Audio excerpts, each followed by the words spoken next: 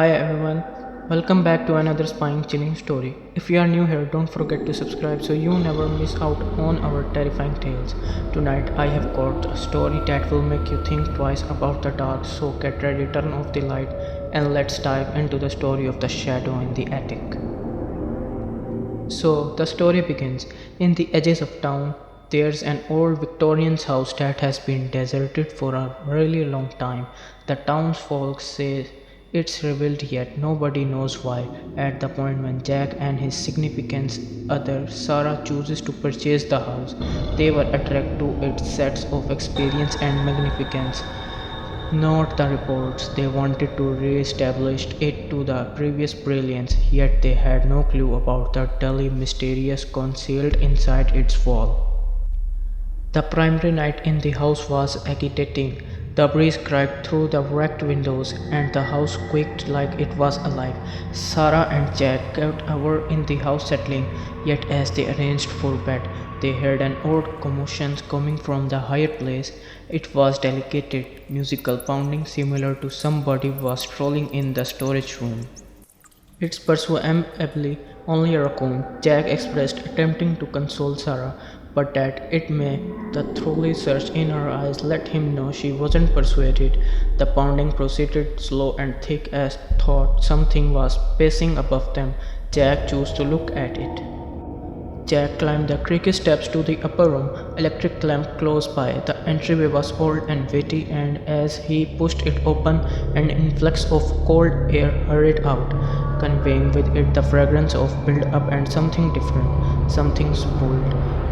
The loft was dim and jumbled with old furnishing and boxes. Jack focused the light around, yet saw the some old things. However, at the point the light glinted and briefly he saw something, a shadow, tall and dainty, remaining in the corner. He flickered and it was no more. Jack's heart dashed.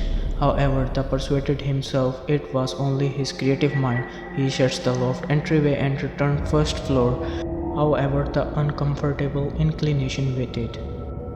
Over the course of the following couple of days, weird things started to occur. Sarah would track down objects in better places from where she left them. The house was consistently chilly, regardless of how highly turned up the intensity. In any case, the most obvious terrible was the sensation of being watched. Sarah frequently got looked at development somewhere off the side. However, when she turned, nothing was there. On evening, as they were floating off to rest, the pounding returned, stronger and more obstinate. Jack attempted to overlook it, yet Sarah proved unable. It coming from upper room, she murmured, her voice shudder. Jack faltered, however, realized they needed to stand up to whatever was up there. Together they climbed the steps. The pounding became stronger with each step. At the point when they arrived at the storage room entryway, it was marginally slightly open. Jack pushed it open and the pounding halted. The storage room was dim, yet this time there was no constant. Something was in the corner watching them. So the shadow revealed. As they ventured inside, the temperature decreases much further. Jack's breath turns out in dim puffs as he sparkled the electric lamp in the corner. The pillar caught the figure, a shadowy shape, tall and dainty, with gleaming eyes that appeared in the ignite with noxiousness. It was no stunt of the light this time. The shadow moved, floating towards them quietly. Jack and Sarah stepped back, however, the entryway forcibly closed behind them. They were caught. The shadow lingered over them, its presence overpowering. It connected as they felt a chilly, choking out tension on their chest, as though the very air was being drained out of their lungs. In a frantic bid to get away, Jack swung the electric lamp at the shadow. However, it went directly through. The shadow let out a sound, a low, throaty snarl that resounded through their storage room, shaking the walls. They were vulnerable, helpless before anything that noxious power had taken home in their home. At the point when it appeared they would be consumed by the murkiness, the upper room entryway burst open, a blinding light overflowed the room, and the shadow screamed, pulling back from the light. Sarah had figured out how to open the window, allowing in the evening glow that appeared to debilitate the element. Quickly taking advantage of the chance, they ran from the upper room, pummeling the entryway behind them. They didn't stop until they were outside, having for air in a chilly evening.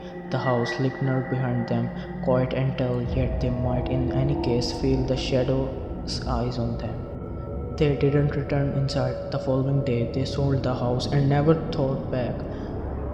The new propertiers announced the same old thing, yet Jack and Sarah knew reality. The shadow in the loft was still there, hanging tight, and the following individual observed enough to upset it.